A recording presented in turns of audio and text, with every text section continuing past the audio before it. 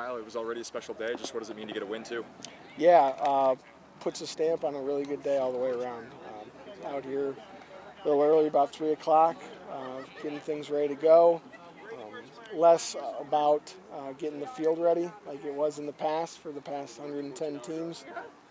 But today, got in, got out, got the job done, and be ready to go tomorrow. I think Sam was one of the guys who designed the outfield wall, and then he hits that grand slam. Yeah. Is that crazy how the universe works sometimes? The baseball gods were smiling on us today, and especially Sam Seidel. We spent a lot of hours on the bus kind of going over what that outfield wall would look like, so for him to put the first one over it into the trees, I think is fitting, and we do believe in the baseball gods around here, and it's a nice sign to know that they exist. Just the offense in general. 7 hits today. You guys get 7 runs. What did it mean to see the bats going like that? Yeah, working counts. Getting off to a good start on Friday, putting an exclamation point offensively early in the game, and then trying to build quality at bats to build a lead, and then hold it obviously with the pitching and defense is a winning formula for us. What did you see out of Ethan Stady on the mound that allowed him to be so dominant? Yeah, his fastball. Everything's predicated off his fastball. He's a low slot, high ride, induced vertical break, fastball guy, and we knew that obviously from the fall with the swings our hitters took off of it, and everything's predicated off his fastball command. So when he's got that, he can mix and match off of that, but just attack with the fastball. And Andrew DiLodovico seems to be playing his way into that starting catcher role. What have you made of him as a freshman over the past couple games? Yeah, he's grown up a lot. He came into the fall and things were a little quick for him, and as soon as he slowed the game down and took a deep breath, both offensively and defensively, we thought he could be a special player. When we recruited him, we expect him to be the best prep catcher coming out of Michigan, and he's playing like it right now. No Jacob Turner today, been the Friday starter all year. Brady Birchmeyer been absent for a few games now. Any updates on their status? Nothing right now. We're just still kind of week to week with them, and as soon as we can get one or both back, they'll be out there and you'll see them. Coach, you've been waiting a long time for these lights to be on. What does it mean to have the first game on this new field be under the lights? Yeah, I think it's also, a big deal for Ohio University to agree to go to 6 o'clock. We had the opportunity when we made the schedule and knew we were playing at home. We really started with April as being a 6 o'clock start, but with the weather and what the forecast looked like, Coach C deserves credit for this too, and Ohio's willingness to flex off of the 3 o'clock and go to 6, so we could be under the lights and just compete and have a good first opening night at home of MAC baseball. How much respect does that kind of show that they're, kind of acknowledge the situation and are willing to move that for a series opener in MAC play? Yeah, Coach C played in this conference. He was an outstanding player for OU.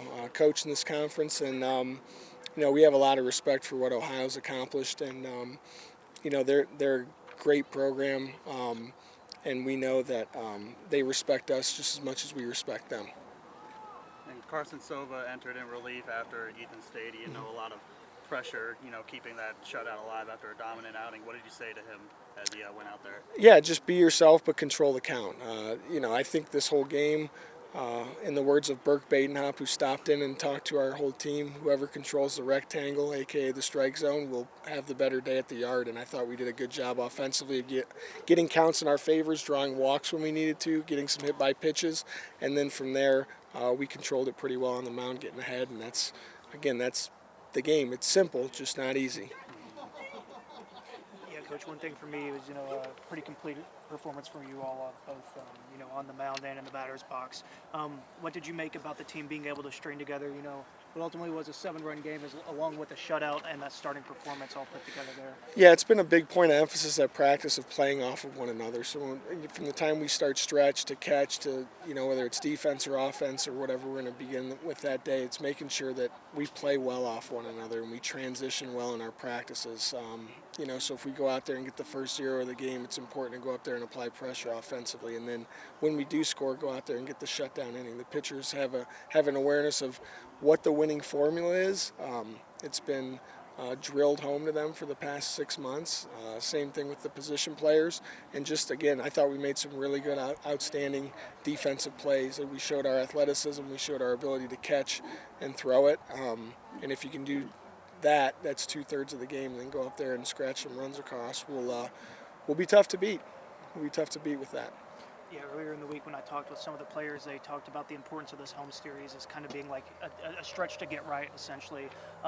They talked about the importance of coming out and having strong outings here on the home field. I'm curious on your end how you might foresee that going about, giving the series opening win, continuing that over these next 2 games. Yeah, definitely important to get last at bats, which was nice to have tonight, and understand that as we roll a 0, the offense can not necessarily relax, but they can take a deep breath and go out there and string, again, just quality at bats. There's a buy-in right now to quality at bats, getting on first base. We're hitting doubles, we're hitting home runs.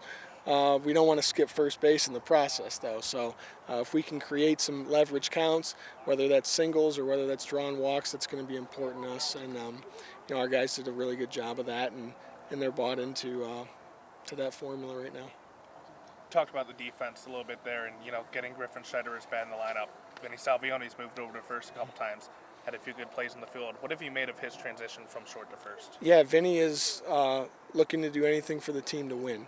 He's made some great adjustments both offensively and now defensively, and he's a big fan of Griffin Schneider at shortstop, and he's a big fan of winning baseball, and he knows if we're going to be good, Vinny's going to have to be good, and we need him out there, and just really important to keep him going offensively and also find him some stability defensively.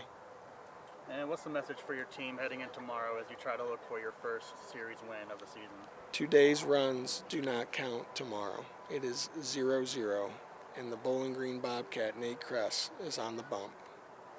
I think you were part of the team that designed the outfield wall, right? And Yeah, then yeah. You have that grand slam. Just how cool is that? I mean, that just feels like a weird way the universe works. Yeah, I mean, that's just a special feeling. Got to give all the glory to God there. Praise God that I got a pitch over the middle and I drove it and it went. So. Yeah, just all the bats just seem to be working for you guys. I mean, 7 hits for you guys today. Just what can you say about the offense coming out and just doing its thing today? Yeah, we got some pitches to handle. We knew coming in we needed to stay disciplined, and we didn't miss when it was over the plate. So, yeah, it was good to see. Yeah. Sam, first MAC series opener win for you guys this season. How much momentum does this give you not only in the series but going forward in the season? Yeah, we haven't taken a series yet, so our focus is to get tomorrow and obviously take the series. But it's a great start to the weekend, and we got to build on it. And then watching what Ethan Stady did on the mound, 7 strong, doesn't give up a run, 8 strikeouts to 1 walk. What was it like watching that from? Yeah, just pure dominance. You get kind of boring out there, but we love playing behind him. He competes his butt off. So yeah. Yeah, Sam, one question for me. We talked a little bit there about the 7 hits, but I believe 4 of those were of the extra base variety. What'd you make of the power output of the team as a whole tonight, as well for you there with the grand slam? Yeah, it definitely makes it easier putting runs on the board, getting guys in scoring position a lot more. So being able to produce multiple ways, we're not always going to hit doubles and homers. So being able to have an offense that's versatile and hit singles and steal bases, it's good to see. Ethan, just what does it feel to get the win? It's everything. Just going out there for the guys, trying, doing everything I can. It's just getting the win for the guys. It's awesome. Yeah. Any sort of adjustment to the turf, or did it come pretty true? It was pretty true. First inning I was kind of feeling it out a little bit, but I thought it was perfect, pristine, and it kept all the way through the game. So. Yeah. What's that like having? I imagine a lot less maintenance. Yeah. Well, it's my first year here, so I can't imagine what they went through last year with the field. But not having to do anything, just it being the same every time, it's nice. Ethan, you had a great performance against Kent, and then got a little roughed around against Miami. What adjustments did you make in this game? Mainly mentality. I kind of came into this game thinking all right, they can't touch me, and that's the thought process against Kent as well, that they can't touch me. So I just attacked with fastball and just had success. Swing and miss stuff was working. You seemed to be going fastball up in the zone a lot too. Yeah. Was that the goal from the start, to pound the zone and get them to swing and miss, or was it more just once it started happening, you just went that way? Yeah, it was the goal from the start. Me and Coach Halleck talked. He just wanted me to attack with the best stuff, and best stuff happens to be my fastball. Later on throughout the game, more time seeing the guys in the lineup, mixing up a little bit. First pitch off speed, then working away with the fastball, working in with the fastball.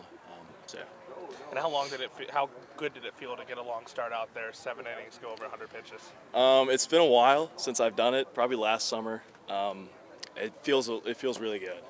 It was nice to know that like everything was consistent all the way throughout, but it's a good feeling. Talk about the feeling that you had being able to pitch under the lights. I feel like it's every pitcher's dream. Yeah, it's awesome. I mean, this field is amazing. It's pristine. Thank you, Mommy Bay, for everything. Pitching under the lights, it's a great feeling. Yeah, Ethan, we talked a little bit there about the start. Obviously, 7 innings, only 2 hits allowed. Pretty strong day for you. Is there any, added excitement to that maybe with it being the home opener, starting out the season here for the home stretch, having that performance?